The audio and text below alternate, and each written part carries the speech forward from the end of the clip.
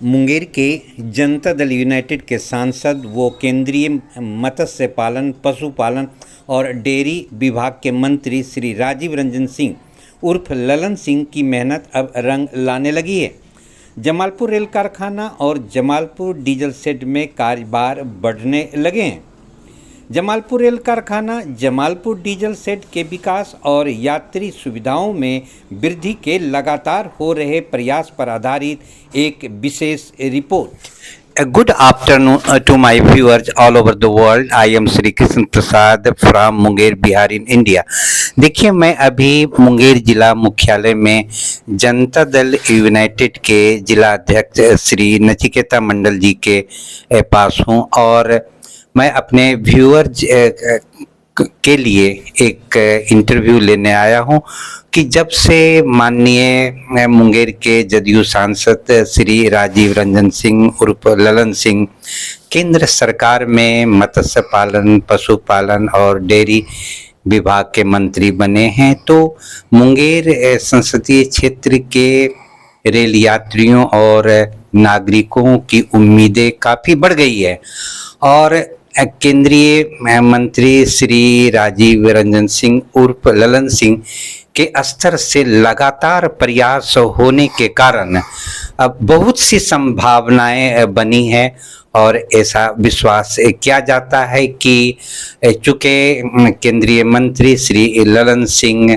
केंद्र सरकार में अपना एक विशेष स्थान रखते हैं, तो मुंगेर के जनता दल यू के जिला अध्यक्ष श्री नचिकेता मंडल जी ने हाल में सांसद प्रतिनिधि के रूप में रेलवे की जो मंडल समिति आसनसोल और मालदा की है उसकी जो बैठक आयोजित हुई थी, उस बैठक में उन्होंने बहुत से मुद्दों को रखा है जो ज्वलंत मुद्दे हैं और उन मुद्दों को लेकर के ऐसी उम्मीद की जाती है कि आने वाले दिनों में रेल यात्रियों के साथ साथ जमालपुर रेल कारखाना में विकास के नए द्वार खुलेंगे। तो जी, मैं आपको सीधे अब रूबरू करा रहा हूं श्री नचिकेता मंडल जी से, जो जनता दल यूनाइटेड के जिला अध्यक्ष हैं। जी नमस्कार। बताया जाए कि आप सांसद प्रतिनिधि के रूप में आपने किन मुद्दों को रेल मंडल समिति के समक्ष रखा है? 29 अप्रैल 2025 को आसनसोल के अंदर आसनसोल और मालदा मंडल की संयुक्त बैठक हुई थी। उससे पूर्व 2024 में सितंबर महीने में भी इसकी बैठक हुई थी। सितंबर महीने में जो बैठक हुई थी उसमें लगभग हमने 29 मांग मुंगेर जैसे हमने वहां रखा था।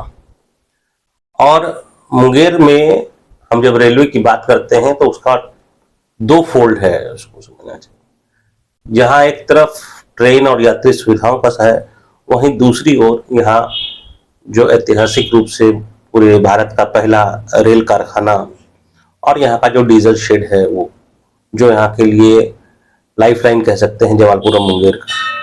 तो ये दो फोल्ड है, दोनों चीजों पर हम लोगों ने प्रस्ताव पिछली बार रखा था।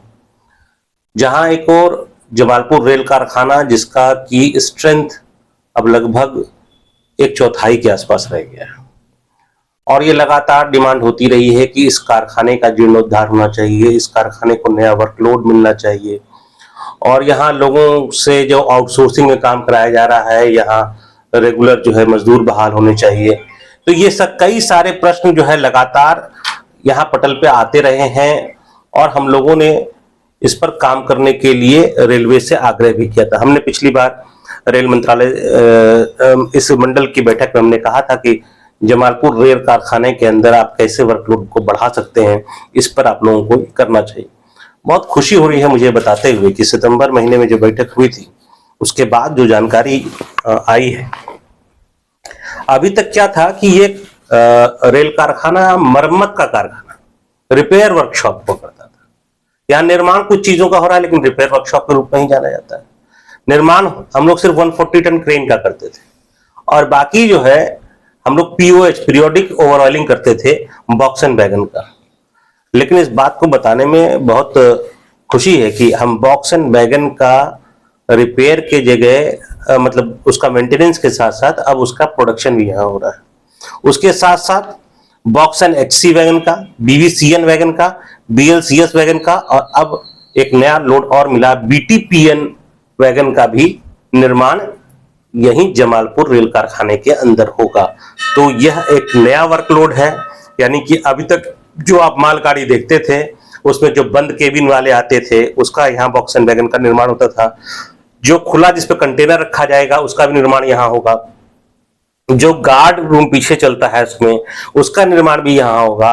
और लेटेस्टली जो पेट्रोलियम प्रोडक्ट लेके चलता है वो शेल वाला, राउंड शेल वाला, सिलेंड्रिकल शेल वाला, उसका निर्माण भी जमालपुर रेल कारखाने के अंदर होगा।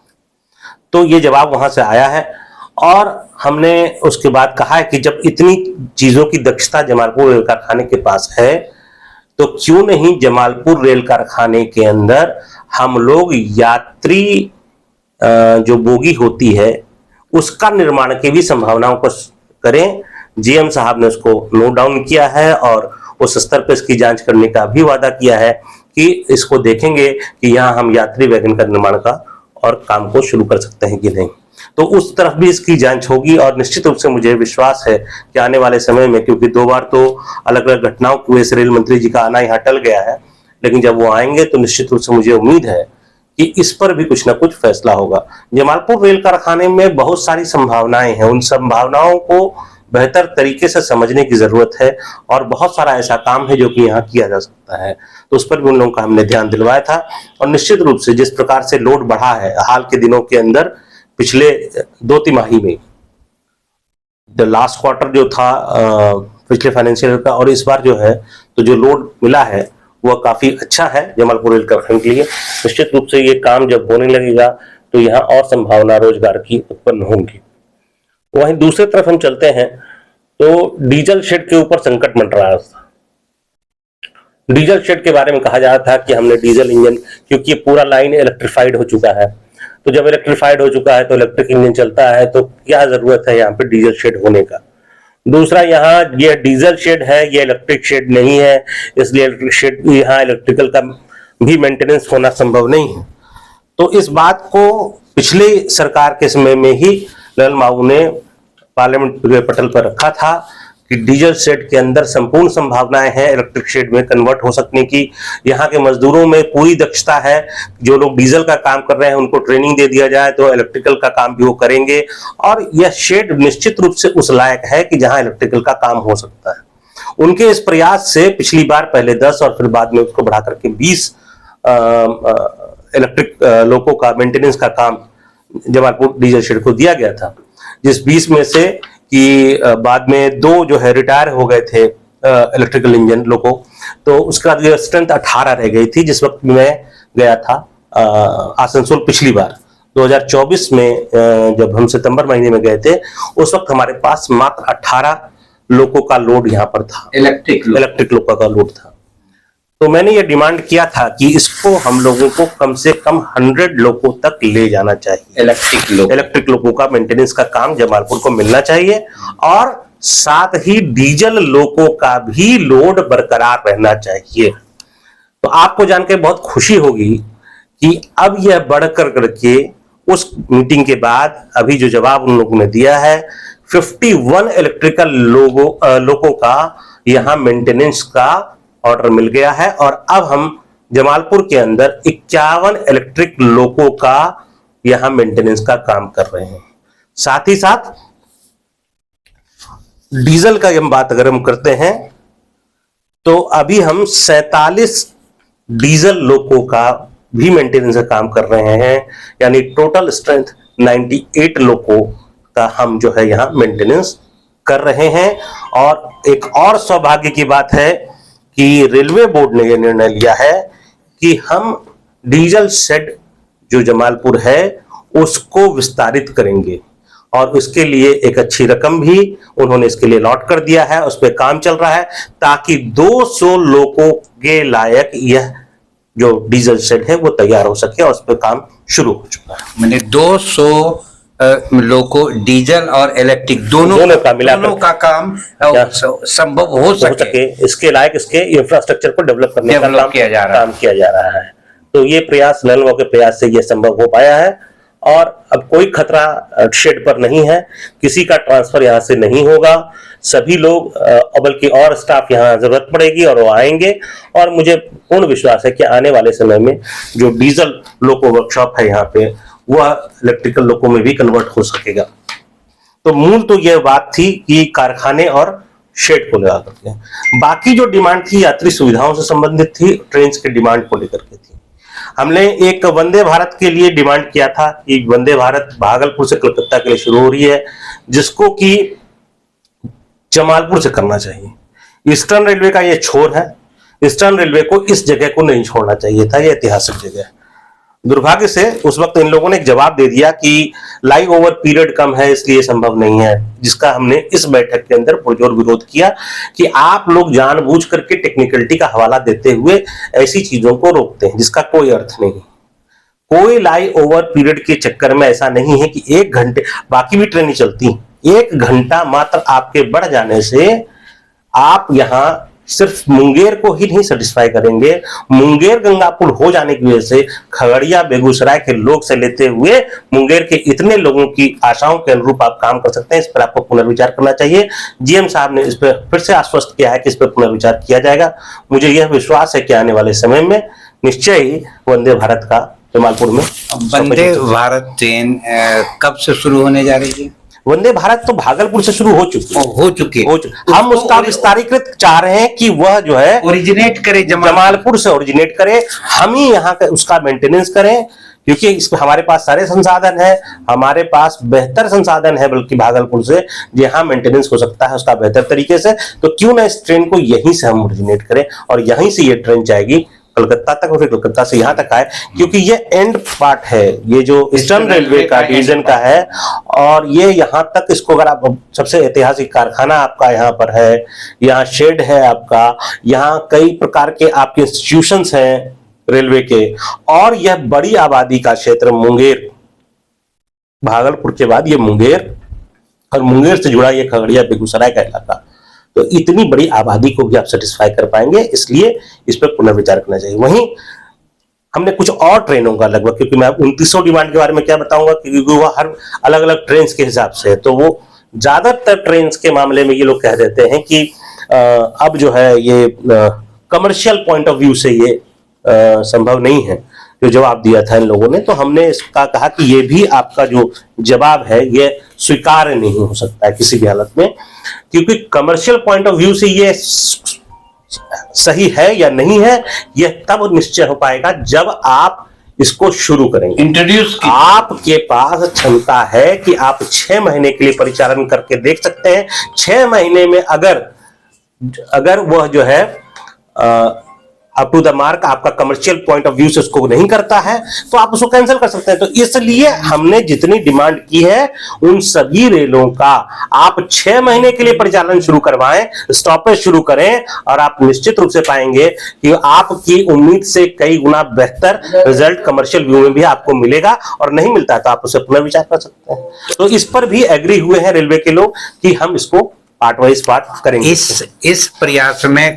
कौन कौन ट्रेनें के संबंध में आपने प्रस्ताव रखा है? जैसे देखिए, अंग एक्सप्रेस का था धर्रा स्टॉपेज के लिए, इंटरसिटी का था दशरथपुर के स्टॉपेज के लिए, ऐसे पूरी फहरिस्त है 15-20 ट्रेनों की जो अलग अलग जगहों पर पहले कभी रुकती रही है या फिर जरूरत है रुकने की, इनकी पूरी सूची थी। उन सब ट्रेनों के लिए इन लोगों का एक मोटा मोटी पहले से डिसाइडेड ये रहता है कि ये कमर्शियल पॉइंट ऑफ व्यू से ये नहीं है, लेकिन इस पर पुनर्विचार के लिए उन लोगों ने आश्वस्त किया है। दशरथपुर के अंदर एक रिजर्वेशन काउंटर का डिमांड था, उसको भी इन लोगों ने लिया है। धरहरा के अंदर हम लोगों को एक फुट ओवर ब्रिज की आवश्यकता है, जो कि हमारे जो 2 नंबर प्लेटफॉर्म के बाद की जो आबादी है उसको धरहरा बाजार तक उतरने के लिए एक फुट ओवर ब्रिज की आवश्यकता है जिसमें स्लोप के साथ रहे, उसको भी इन लोगों ने स्वीकार किया है, और मुझे लगता है कि निश्चित रूप से उस पर भी रेलवे काम करेगी। एक बड़ा दुर्घटना का प्लेस हम लोगों के यहाँ है ऋषिकुंड हॉल्ट का। प्राय हम लोग वहां देखते हैं कि ऋषिकुंड हॉल्ट पे लोग जो कुहासा है के समय कुहासा क्या हर समय ही, हर समय। आजकल तो मोबाइल लोग भी इस्तेमाल करते हैं, कान में लगाए रखते हैं। ऐसे में 2 बच्चे अभी हाल में ही जो है उनके साथ भी घटना घटी। तो वहां पर भी जो है अगर हम लोग क्योंकि अब तो संपार फाटकों का जो ये है वो रेलवे धीरे धीरे समाप्त करते जा रही है, वो अंडर ब्रिज और ओवर ब्रिज वहां पे कर रही है। तो वहां मैं समझता हूं कि हमको अगर फुट ओवर ब्रिज भी अगर ऋषिकुंड पे मिल जाता है तो पटरी पार करने के लिए लोग नहीं उतरेंगे और उससे दुर्घटना से बचा जा सकता है। तो वहां पर भी तो उन लोगों ने स्वीकार किया है। मुझे लगता है कि वहां भी स्लोप के साथ अगर फुट ओवर ब्रिज बन जाता है तो वो बेहतर तरीका होगा जिससे कि लोग वहां से पार कर सकेंगे। तो इसी प्रकार से और भी बहुत सारी चीजें थी जिसपे की बात हुई है और हमको लगता है कि आने वाले समय में रेलवे यहाँ की सुविधाओं को बेहतर बना सकेगी। एक और बात थी कि धरहरा स्टेशन के पास जो ज्यादातर बाजार है वो रेलवे की जमीन ही है आसपास, तो यहाँ भी जो है हमारे साथ यात्री सुविधाओं के साथ साथ नागरिक सुविधाओं पर भी काम करने की आवश्यकता है। ये मैंने कहा उनको कि वहाँ पूरा बाजार लगता है और रेलवे की ही जमीन है, तो रेलवे अपनी तरफ से वहाँ पर एक जन सुविधा का निर्माण करवाए। वहां पे उस चीज की बहुत कमी है और क्योंकि वो रेलवे की जमीन है इसलिए किसी दूसरे विभाग से हो भी नहीं पाता है। तो बड़ी आबादी है, बड़ा बाजार है, उसके लिए भी उन लोगों ने स्वीकार किया है, उस पर भी निश्चित रूप से काम होगा। तो आने वाले समय में मुझे लगता है कि लगातार फॉलोअप करते रहने से मुंगेर में रेल सुविधाओं का और रेलवे कारखाने और शेड का विस्तार और विकास बेहतर तरीके से होगा। जी, आपने सुना श्री नचिकेता मंडल जी से कि किस प्रकार केंद्रीय मत्स्य पालन, पशुपालन और डेयरी मंत्री श्री राजीव रंजन सिंह उर्फ ललन सिंह जी के स्तर से काफी प्रयास हो रहे हैं और उस प्रयास में जनता दल यूनाइटेड के जिला अध्यक्ष श्री नचिकेता मंडल जी की भूमिका भी बहुत महत्वपूर्ण है। उन्होंने जिस तर्क के साथ और फैक्ट्स के साथ रेलवे के अधिकारियों के समक्ष बातों को रखा है, उम्मीद की जाती है कि भविष्य में मुंगेर जिले के जमालपुर रेल कारखाना डीजल शेड में कार्यभार में अपेक्षित वृद्धि होगी, साथ ही रेल यात्रियों की सुविधाओं में भी काफी बढ़ोतरी होगी। मैं मुंगेर से एडवोकेट श्री कृष्ण प्रसाद।